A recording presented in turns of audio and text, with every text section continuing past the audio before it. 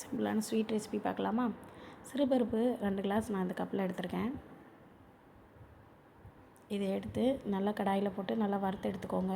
கடுக்குன்னு இருக்கணும். நீங்கள் வறுத்து எடுத்ததுக்கப்புறம் சிறுபருப்பு நல்லா கடுக்குன்னு இருக்கணும். அந்த அளவுக்கு வறுத்து எடுத்துக்கோங்க.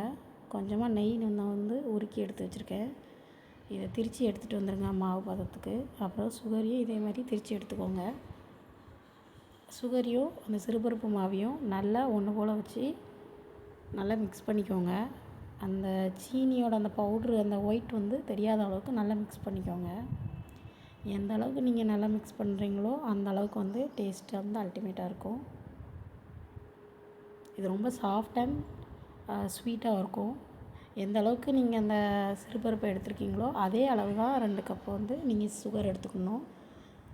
பவுட்ராக தான் நீங்கள் போடணும் இதில் சீனி, இல்லைன்னா நல்லா இருக்காது. நான் உருக்கின நெய் 175 ml எடுத்து இந்த மாதிரி கைட்டு வரையும் வச்சுக்கோங்க.